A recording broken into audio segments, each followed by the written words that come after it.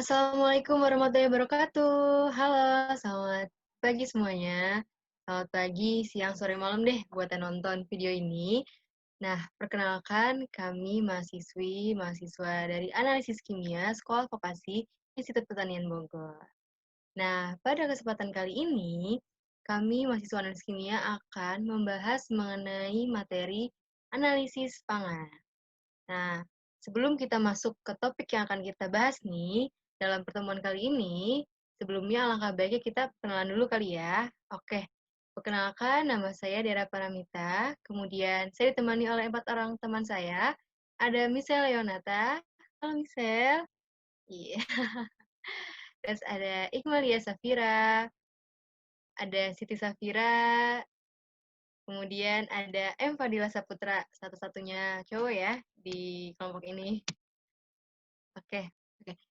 Materi yang akan kita bahas dalam pertemuan analisis pangan kali ini mengenai kadar air dan kadar abu. Jadi judul yang kita ambil yaitu penentuan kadar air dengan menggunakan moisture analyzer dalam sampel biskuit dan kadar abu dalam sampel ubi. Ubi itu ada ubi jalar putih, ubi jalar kuning, dan ubi jalar ungu dengan metode oven AOC. Oke, baik. Untuk materi pertama akan disampaikan oleh teman saya, Siti Safira. Baik, di sini yang pertama ada definisi dan prinsip mengenai penentuan kadar air. Kadar air itu sendiri ialah jumlah kandungan air yang terdapat di dalam suatu bahan pangan. Dan kita tahu bahwa ada 3 tipe air yang berpengaruh terhadap kondisi pangan, yaitu ada air terikat yang terdapat pada air tipe 1, yaitu air yang terikat kuat pada makromolekul suatu bahan pangan, di mana ia melapisi pada lapisan pertama dalam makromolekul bahan pangan. Kemudian ada air tipe 2, yaitu molekul-molekul air yang membentuk ikatan hidrogen dengan molekul air lain. Jadi air tipe 2 ini dia melakukan ikatan hidrogen bersama air terikat di tipe 1 yang sebagian belum terikat pada makromolekul bahan pangan. Kemudian ada air tipe 3, yaitu air bebas, yaitu air yang terdapat di bagian luar suatu bahan pangan, jadi dia memiliki pergerakan atau mobilitas yang sangat bebas. Kemudian prinsip dari penentuan kadar air itu sendiri yaitu menentukan kandungan air dalam suatu bahan pangan. Pada umumnya, prinsip penentuan kadar air ini dilakukan dengan proses pengeringan, yaitu proses pemindahan suatu energi untuk menguapkan sejumlah air dalam bahan pangan untuk mencapai kadar air tertentu supaya kerusakan dari bahan pangan dapat diperlambat. Selanjutnya di sini ada sampel yang digunakan dalam penentuan kadar air dengan metode rapid moisture analyzer, yaitu biskuit. Alasan mengapa kita menggunakan sampel biskuit yaitu karena kita tahu bahwa biskuit ini banyak digemari oleh semua kalangan dan juga sudah diproduksi di berbagai industri-industri. Jadi industri pasti dituntut memiliki atau menghasilkan produk dengan kualitas yang baik, yang mana salah satu parameter yang dapat digunakan dalam menentukan kualitas biskuit itu sendiri yaitu dari kadar air. Kadar air pada biskuit ini memiliki tingkat yang rendah, yang mana kadar air tersebut akan mempengaruhi kualitas dari produk biskuit ini, yang mana jika kadar airnya itu terlalu tinggi, maka akan menyebabkan biskuit menjadi tidak renyah dan daya simpan pun akan lebih cepat. Sedangkan jika kadar airnya terlalu rendah, maka akan menyebabkan warna pada sampel akan terlalu gelap dan juga rasa yang gosong. Kemudian industri pun pasti menghasilkan produk-produk yang berkualitas, namun juga dengan cara yang cepat karena menghasilkan jumlah produk yang banyak tadi, sehingga pengukuran dalam kadar air di skala industri menggunakan metode moisture analyzer. Komposisi zat gizi dari biskuit per 100 gram terdiri dari protein sebanyak 6,9 gram, kemudian karbohidrat sebanyak 75,1 gram, lalu ada lemak sebanyak 14,4 gram, vitamin A 0 mg, vitamin B1 sebanyak 0,9 mg, kemudian vitamin C sebanyak 0 mg, Dan selanjutnya ada mineral-mineralnya, yaitu kalsium sebanyak 62 mg, fosfor sebanyak 87 mg, dan juga zat besi sebanyak 3 mg.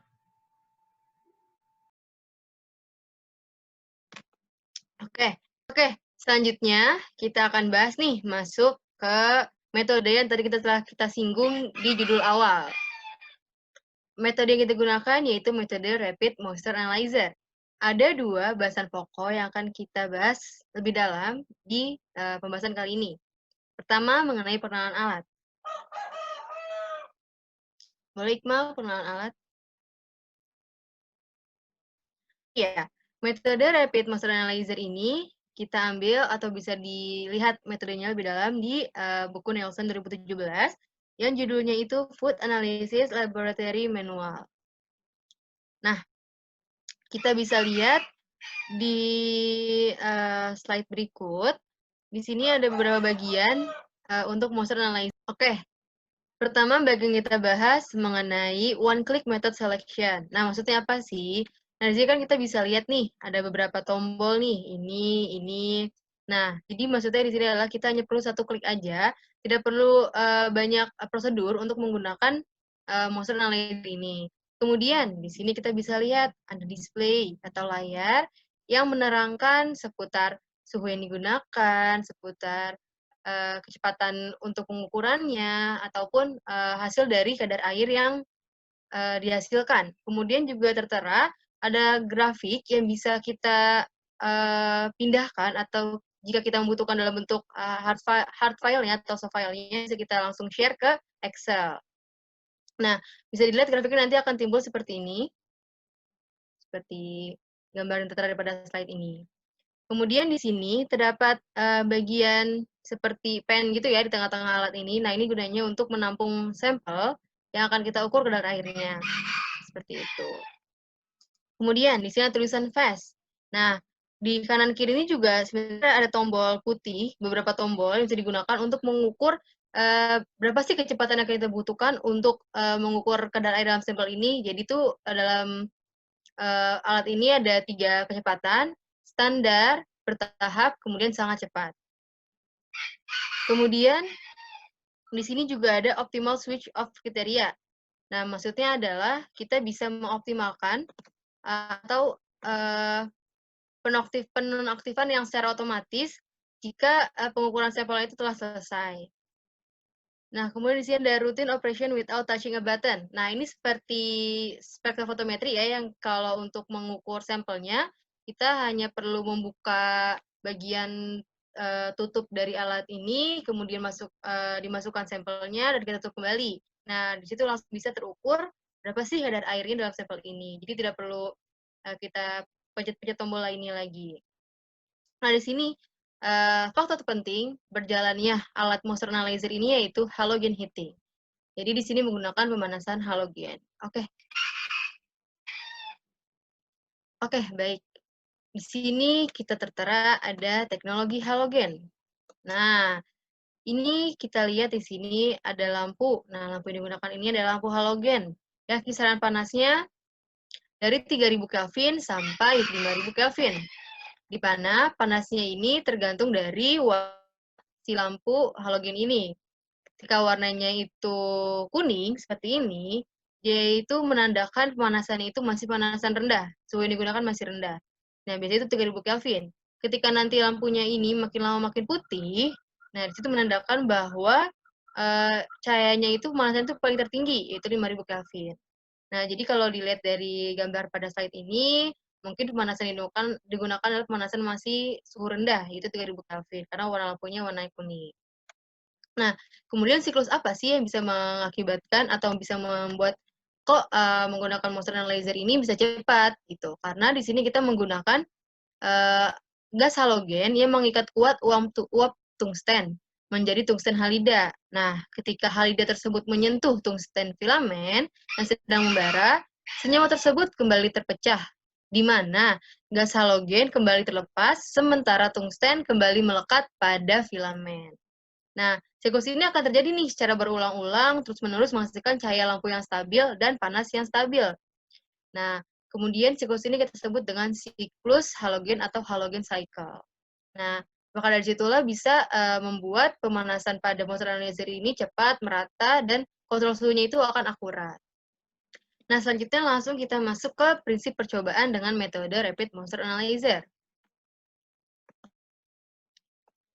Nah, prinsip dari penggunaan moisture analyzer ini yaitu menggabungkan prinsip penimbangan dan pemanasan pada sampel. Nah, jadi pada alat ini tuh kita bisa melakukan dua reaksi, ada reaksi penimbangan sekaligus dan reaksi pemanasan sekaligus. Penggabungan pemanasan dan penimbangan ini secara umum bisa kita sebut sebagai thermogravimetry atau loss on drying, di mana sampel dipanaskan pada suhu tertentu sehingga kandungan air yang ada dalam sampel akan menguap. Nih, ada prinsip penguapan kan? Nah, penguapan tersebut akan menyebabkan massa sampel itu berkurang. Berarti terjadi perubahan massa. Massa yang awal sampel sebelum kita keringkan dengan massa yang telah terjadikan penguapan. Nah, kemudian tadi pemanasan dan penguapan ini bersumber dari si lampu halogen ini, adanya siklus halogen ini. Seperti itu.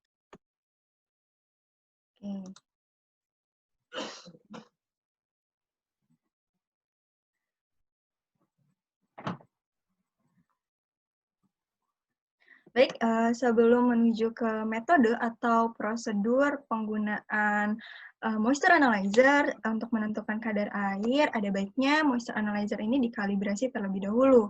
Apa sih tujuan kalibrasi dari moisture analyzer? Nah, kalibrasi moisture analyzer ini bertujuan untuk memastikan bahwa hasil pengukuran yang dilakukan itu akurat dan konsisten dengan instrumen-instrumen lainnya. Jadi diharapkan bahwa dengan kita mengkalibrasi moisture analyzer ini, hasil kadar air yang didapatkan tidak jauh berbeda ketika kita menganalisis kadar air dengan sampel yang sama, tetapi menggunakan metode yang lainnya. Nah, untuk kalibrasi moisture analyzer ini, ada dua hal yang harus diperhatikan, yaitu ada akurasi bobot, yakni akurasi timbangan, kemudian yang kedua adalah akurasi suhu. Nah, pada akurasi timbangan, kita tekan tombol on off pada alat yang ada pada moisture analyzer ini, kemudian kita letakkan 50 gram anak timbangan. Nih, ini adalah anak timbangannya, kita letakkan pada bagian tengah piringan timbangan. Sebagai informasi, ini adalah piringan anak timbangannya berbentuk bulat. Nah, kemudian bobot yang tercantum, yang tertera pada display kita catat, dan kemudian uji tersebut kita ulangi sebanyak 5 kali. Untuk akurasi suhu, kita tekan menu yang ada pada tombol moisture analyzer, kemudian kita pilih tackle. Setelah itu kita masukkan temperatur adjustment set. Ini merupakan temperatur adjustment setnya pada bagian tengah ini. Kita taruh pada piringan timbangan. Nah, kemudian setelah itu kita tekan tombol start, kemudian biarkan moisture analyzer ini berjalan hingga display menunjukkan suhu 100 derajat Celcius. Kemudian kita lihat pada temperatur adjustment set tersebut berapa suhu yang terukur. Kemudian kita bisa tekan enter kembali dan kemudian biarkan alat berjalan kembali sampai suhu 160 derajat Celcius. Kemudian sama seperti yang 100 derajat Celcius, kita baca kembali temperatur suhu yang tertera pada temperatur adjustment setnya. Kemudian suhu-suhu tersebut kita bandingkan antara suhu yang tertera pada temperatur adjustment set juga dengan yang tertera pada display moisture analyzer-nya.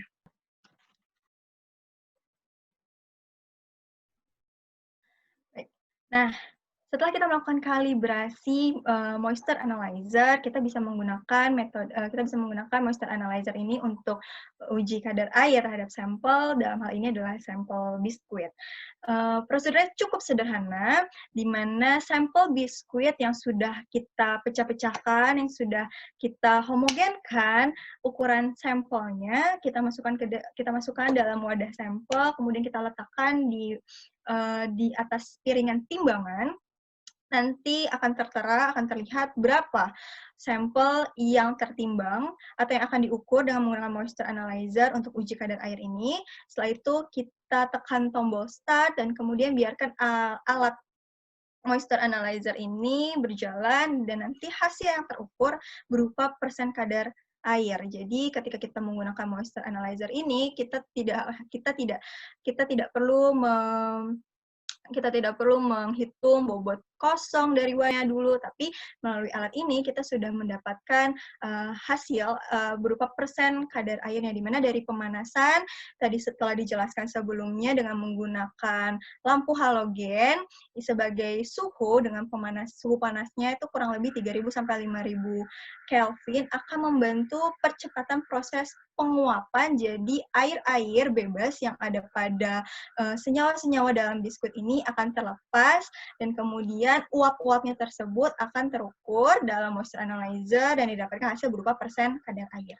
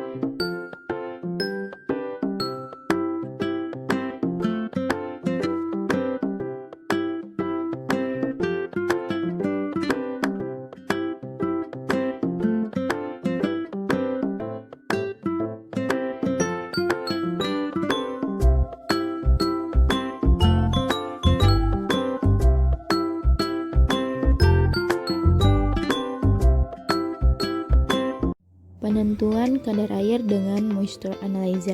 Alat dan bahan yang pertama moisture analyzer, yang kedua sudip, dan yang ketiga biskuit. Kemudian prosedur yang digunakan berdasarkan Mettler Toledo. Moisture analyzer dapat digunakan dengan mudah, bahkan untuk operator yang tidak terlatih. Kemudian wadah sampel dimasukkan dan dilakukan tera. Yang terlihat pada alat moisture analyzer angka 0. Selanjutnya ditambahkan sampel. Dalam video ini, sampel yang digunakan seperti snack yang dihancurkan. Akan tetapi dalam presentasi ini, kelompok kami akan membahas penentuan kadar air dalam biskuit. Selanjutnya diklik start. Terdapat lampu halogen yang berwarna orange dengan suhu 3.000 sampai 5.000 Kelvin. Hasil kadar air dapat diperoleh dengan beberapa menit saja. Setelah penentuan kadar air telah selesai, bahan yang digunakan dapat dibuang. Alat dibersihkan dengan menggunakan tisu. Alat-alat yang lainnya dibersihkan pula dengan menggunakan tisu dan dimasukkan kembali pada alat moisture analyzer. Alat moisture analyzer ini dapat dilakukan dengan mudah, bukan? Alat moisture analyzer ini dapat dilakukan penentuan kadar air dalam bahan pangan dengan secara cepat. Sekian video ini, kurang lebihnya mohon maaf. Terima kasih. Kemudian di sini saya akan membahas tentang hasil dan pembahasan. Dari metode yang sebelumnya akan memperoleh hasil kadar air.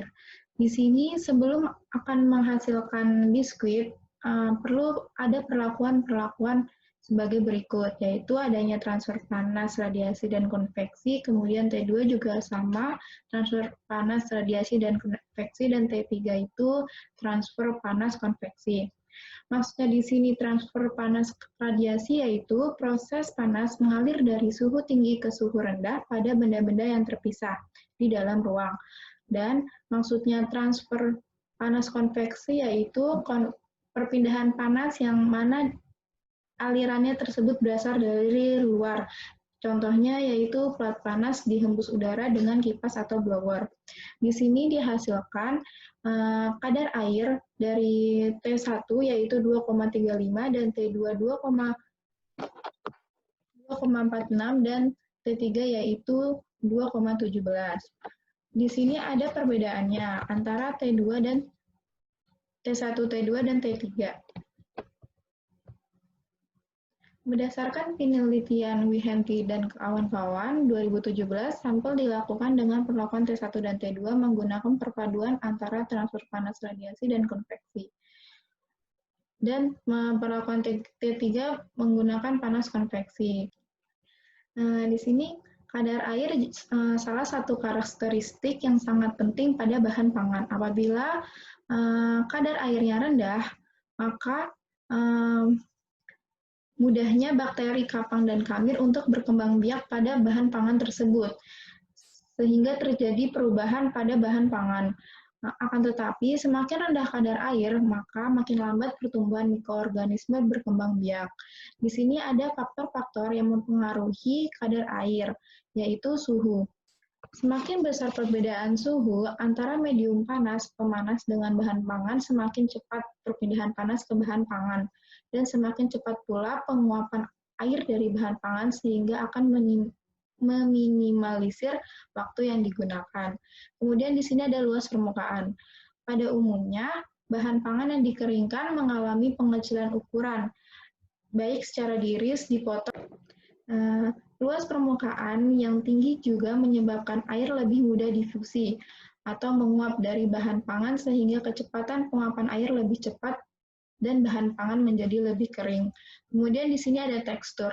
Tekstur biskuit ini berpengaruh pada kadar airnya. Apabila kadar airnya rendah, maka tekstur lebih renyah. Apabila kadar airnya tinggi, maka ada perubahan tekstur pada biskuit tersebut. Bisa terjadi perubahan warna atau perubahan tekstur yang menjadi lembek. Mekanisme pembentukan tekstur berdasarkan daya patah, yaitu ketika proses pendinginan molekul amilosa saling berikatan dengan amilopektin, sehingga terbentuk butir pati yang membengkak dan membentuk jaringan mikrokristal yang kuat sehingga menentukan tekstur biskuit. Kemudian di sini selanjutnya slide akan dibahas oleh Fadil. Jadi standar yang kami gunakan pada percobaan kali ini ialah SNI 2973 tahun 2011, yang dimana tertera pada standar tersebut untuk kadar air pada biskuit ialah 5%. Berdasarkan hasil percobaan Wihenty 2017, pada setiap perlakuan T1 T1 2,35%, T2 2,46%, T3 2,17%, di mana dari kadar tersebut memenuhi syarat baku mutu air. Baik, dari metode, hasil, dan juga pembahasan yang telah dijelaskan, kita dapat mengetahui bahwa metode penentuan kadar air ini dengan moisture analyzer tentu saja memiliki beberapa keunggulan atau kelebihan, diantaranya waktu penentuan yang lebih cepat. Hal ini kita bisa tahu bahwa dalam moisture analyzer ini dipengaruhi oleh suhu yang besar, yaitu 3.000 sampai 5.000 Kelvin. Seperti itu, di mana besarnya suhu ini akan membantu mempercepat proses penguapan, sehingga waktu penentuan kadar airnya dapat ditentukan lebih cepat. Kemudian tidak memerlukan perhitungan manual, di mana moisture analyzer ini telah dijelaskan juga sebelumnya, moisture analyzer ini didapatkan hasilnya berupa kadarnya, jadi sudah didapatkan kadar airnya, kemudian tidak memerlukan neraca analitik atau alat timbang lainnya. Hal ini yang dimaksudkan adalah karena pada moisture analyzer ini sudah terdapat timbangan di dalam alat tersebut menjadi satu paket, kemudian pengoperasiannya mudah, kemudian mengurangi adanya galat personal sehingga akurasi menjadi lebih baik.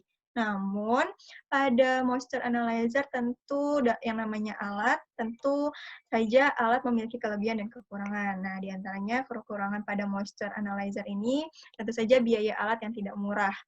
Kemudian, perlu dilakukan validasi terlebih dahulu. Hal ini bertujuan untuk membuktikan bahwa parameter dalam moisture analyzer ini memenuhi persyaratan untuk penggunaannya. Hasil pengukuran yang ada pada moisture analyzer ini biasanya akan dibandingkan dengan hasil pengukuran metode Owen. Jadi setelah dilakukan validasi terlebih dahulu untuk industri, baru bisa digunakan moisture analyzer untuk selanjutnya pada proses penentuan kadar air. Oke, selanjutnya.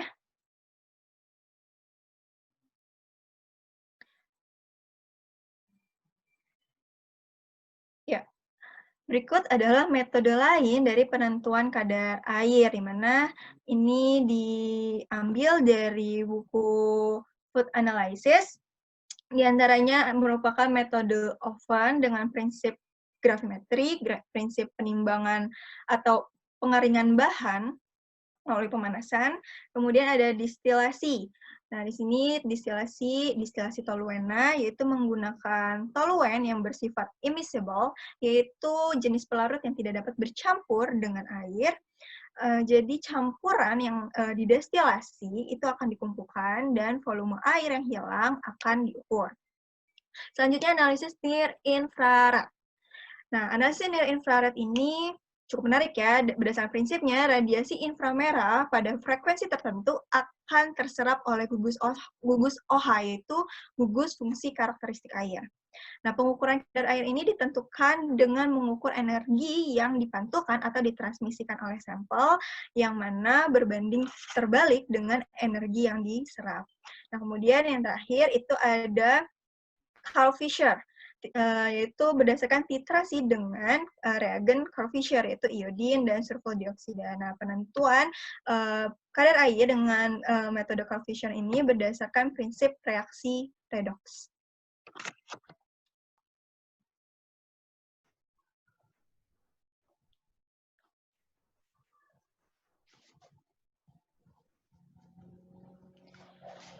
Kemudian di sini akan membahas tentang definisi dan prinsip kadar abu. Nah, di sini ada pengertian abu merupakan zat anorganik hasil pembakaran suatu bahan organik. Nah, kandungan abu dan komposisinya bergantung pada macam bahan dan cara pengabuan yang digunakan. Pengabuan dilakukan untuk menentukan jumlah mineral yang terkandung dalam bahan. Kemudian di sini ada pengertian kadar abu, campuran dari komponen anorganik atau mineral yang terdapat pada suatu bahan makanan olahan.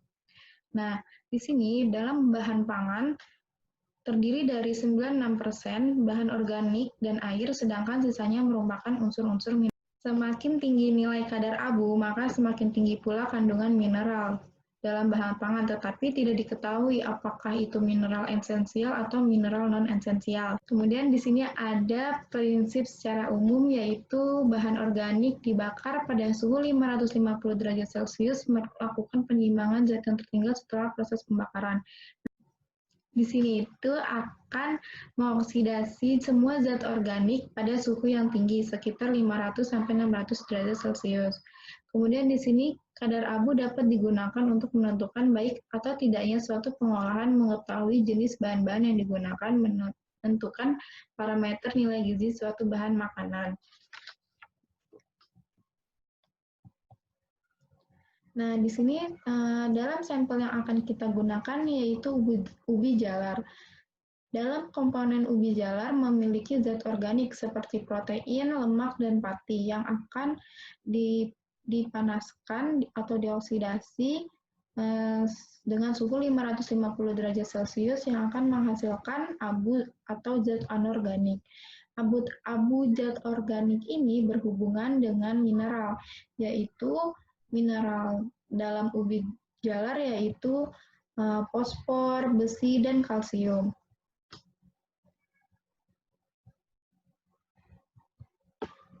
Di sini akan menjelaskan tentang ubi jalar secara spesifik. Ubi jalar salah satu komoditas bahan pangan yang unik karena memiliki beberapa varietas dengan karakteristik dan keunggulan masing-masing. Maksudnya varietas di sini yaitu ubi jalar memiliki berbagai macam warna, yaitu ubi jalar putih, ubi jalar kuning, dan ubi jalar ungu. Nah, dari ketiga ubi jalar tersebut memiliki perbedaan. Salah satunya perbedaan yaitu adanya antosianin pada ubi jalar ungu.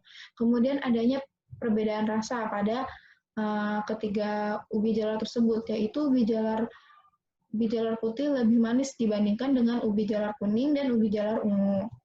Kemudian di sini ubi jalar sebagai bahan pangan memiliki beragam jenis, juga memiliki kandungan gizi yang cukup lengkap. Nah, dari kandungan gizi lengkap ini, ubi jalar dapat dikonsumsi untuk pengurangan diabetes mellitus.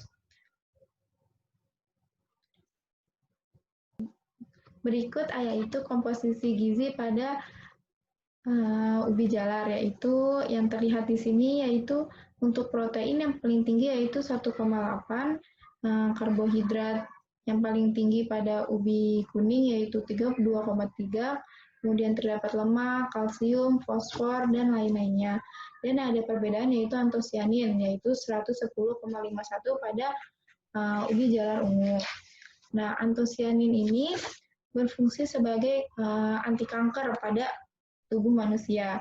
Nah, ubi jalar dapat dikonsumsi untuk pembentukan kalsium yang baik untuk pertumbuhan tulang dan gigi. Kemudian slide berikutnya akan dijelaskan oleh Miss. Baik, selanjutnya adalah prinsip penentuan kadar abu dengan menggunakan metode AAC. Di sini yang kami jadikan sebagai acuan adalah metode AAC 92303, yaitu pada prinsipnya penentuan kadar abu ini dilakukan secara gravimetri, di mana sampel dibakar dalam tanur pada suhu 550 derajat Celcius, kemudian dalam sampel terdapat zat-zat organik akan diuraikan menjadi air dan CO2.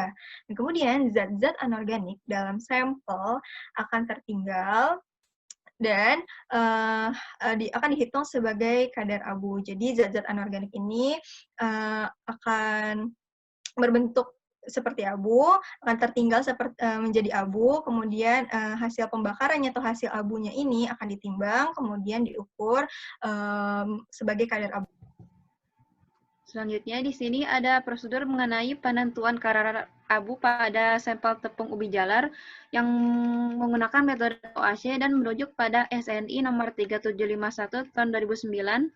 Yang pertama itu cawan porselin dipanaskan terlebih dahulu di atas nyala api kecil selama 1 jam.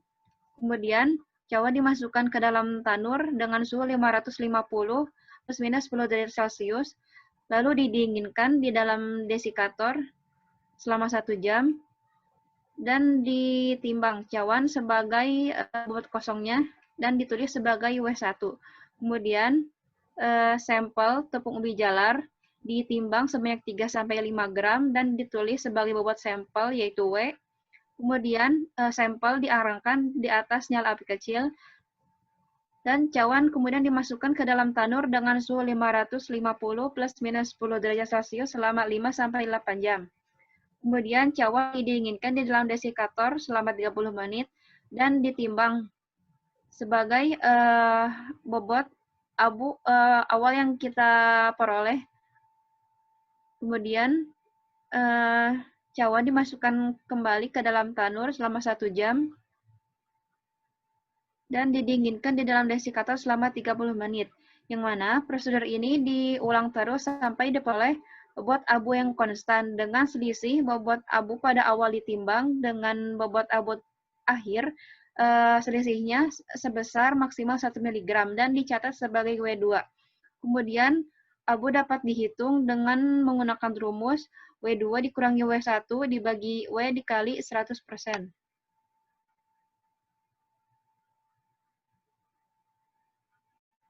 Di sini ada hasil percobaan berdasarkan penelitian yang dilakukan oleh Rahmawati et al. Tahun 2015. Yang pertama, ada sampel dari tepung ubi jalar putih dengan bobot sampel yang ditimbang sebesar 4,0031 gram dan bobot cawan kosong atau W1 sebesar 17,6764 gram dan bobot cawan plus abu sebesar 17,701 gram. Kemudian kadar abu yang diperolehnya sebesar 0,61%. Selanjutnya ada sampel dari tepung ubi jalar ungu dengan bobot sampel yang ditimbang sebesar 4,0155 gram. Kemudian bobot cawan kosong atau W1 sebesar 23,2503 gram. Kemudian ada bobot cawan plus abu yang sudah diperoleh sebesar 23,2785 gram dan kadar abunya sebesar 0,7%. Kemudian di sini ada sampel tepung ubi jalar kuning dengan bobot sampel yang ditimbang sebesar 4,0138 gram. Kemudian bobot cawan kosong sebesar 31,9059 gram dan bobot cawan plus abu diperoleh sebesar 31,93315 gram dan kadar abunya dihitung di sebesar 0,63%. Kemudian di sini ada contoh perhitungan dari tepung ubi jalar putih berdasarkan rumus yang sudah disampaikan tadi, yaitu dengan memasukkan data yang sudah diperoleh, sehingga diperoleh nilai kadar abu pada tepung ubi jalar putih sebesar 0,61%. Dari data tabel di sini dapat dilihat bahwa kadar abu setiap sampel akan berbeda. Hal ini dikarenakan kadar abu bergantung pada jenis bahan dan juga kandungan mineral yang terdapat di dalam bahan pangan tersebut. Kemudian di sini ada faktor-faktor yang mempengaruhi hasil dari kadar abu berdasarkan percobaan yang sudah dilakukan oleh Rahmawati et al. Ini, yaitu yang pertama proses pencucian dan perendaman sampel dengan air. Jadi ketika ubi sebelum diubah ke dalam bentuk tepung, ubi akan dicuci terlebih dahulu dan dilakukan proses perendaman.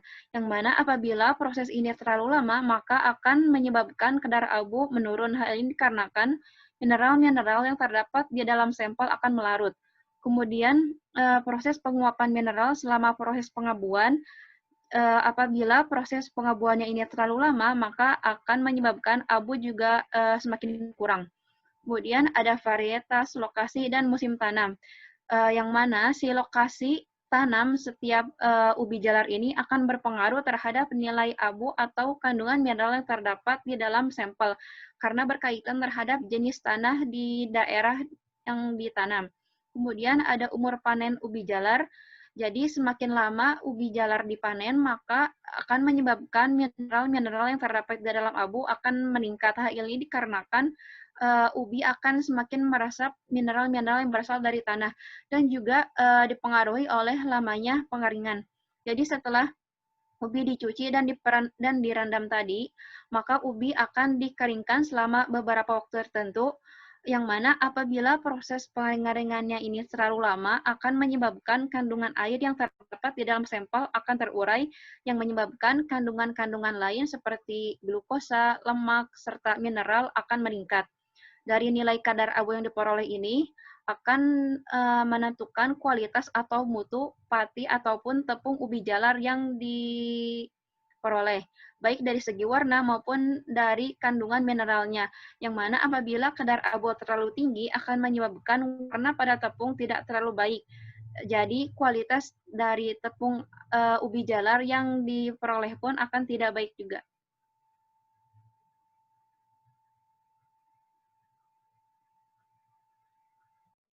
Nah, berdasarkan percobaan Rahmawati et al. 2015, diperoleh persen abu untuk ubi jalar putih sebesar 0,61%, untuk ubi jalar ungu sebesar 0,70%, dan ubi jalar kuning sebesar 0,67%. Nah, berdasarkan hasil tersebut harus kita bandingkan nih dengan standar baku mutu kadar abu dalam tepung. Untuk baku mutunya diambil dari SNI 3751 tahun 2009 mengenai tepung terigu sebagai bahan makanan. Nah, di sini kadar abunya kita bagi dua, dalam bentuk umbi dan dalam bentuk tepung. berdasarkan dalam bentuk umbi, untuk ubi jalar putih sebesar 0,4 gram untuk maksimumnya, ubi jalar ungu sebesar 0,2 gram, dan ubi jalar kuning sebesar 0,3 gram. Sedangkan dalam bentuk baik di ubi jalar putih, ubi jalar ungu, maupun ubi jalar kuning, maksimumnya semuanya rata yaitu 0,70%. Nah, dapat disimpulkan atau dapat dibandingkan, berarti berdasarkan percobaan Rahmawati, semua kadar abunya masih dalam batasan aman atau masuk ke dalam range standar dari baku mutu ini, yaitu semuanya di bawah 0,7 dan pas di 0,70%. Dibandingkan dengan baku mutu SNI 3071/2009, hasil percobaan Rahmawati et al. Menggunakan tepung umbi, dia memenuhi syarat dari SNI ini, yaitu rata-rata range-nya di bawah 0,7 ataupun pas di 0,70%. Nah, berarti kualitas dari tepung ubi yang digunakan masih aman atau bisa dibilang kualitasnya itu bagus karena tidak ada campuran lain dari kotoran-kotoran eksternal seperti pasir, tanah, atau lainnya dalam percobaan yang dilakukan. Seperti itu. Jadi, kelebihan dan kekurangan metode dari AOAC ialah pertama, kelebihan sederhana dan mengontrol dapat diketahui dan akurasi yang diperoleh cukup baik. Kekurangan dari metode ini ialah waktu proses yang panjang dan sampel yang sedikit tidak dapat ditentukan. Next. Jadi, metode lain pada penentuan kadar abu ialah pengabuan basah.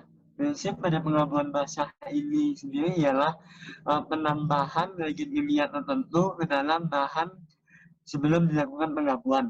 Contoh dari bahan kimia yang ditambahkan sebelum pengabuan ialah asam sulfat, campuran asam sulfat dan potasium sulfat. Campuran yang lainnya ialah campuran asam sulfat dengan asam nitrat dan asam sulforat. Dan selanjutnya sama menimbang sisa mineral sebagai hasil pembakaran bahan organik pada suhu sekitar 550 derajat Celcius. Dan pengabuan plasma suhu rendah, prinsip mengoksidasi substansi organik di dalam partikel vakum oleh oksigen yang dihasilkan dari medan elektromagnetik. Next.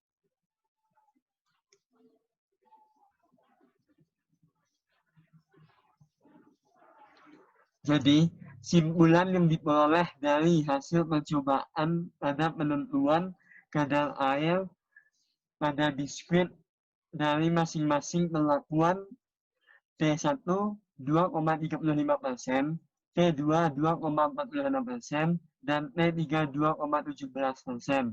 Yang dimana dari standar SNI 2973 tahun 2011 tentang biskuit ini memenuhi dari kadar maksimumnya yaitu sebesar 5%. Dari penentuan kadar abu didapati pada ubi putih 0,61%, ubi kuning 0,63%, dan ubi ungu 0,70%. Pada referensi baku mutu SNI 3751 tahun 2009 tentang tepung terigu sebagai bahan makanan, hal ini memenuhi mutu tersebut. Jadi sekian presentasi dari kami. Terima kasih. Oke, sekian dari kelompok kami. Itulah yang dapat kami sampaikan mengenai penentuan kadar air dan kadar abu dalam analisis pangan. Nah, selanjutnya mungkin kita akan bertemu pada materi-materi selanjutnya ya. Selain materi ini, kemungkinan kalau ada kesempatan lagi, dapat berjumpa lagi, dapat presentasi lagi sama teman-teman di kelompok 1 ini. Dari kelompok 1 kelas B P1, analisis kimia 55, Sekolah Vokasi Institut Pertanian Bogor. Sekali lagi kami mengucapkan terima kasih dan mohon maaf jika ada kekurangan dalam presentasi kami. Semoga bermanfaat ilmunya ya. Terima kasih. Wassalamualaikum warahmatullahi wabarakatuh.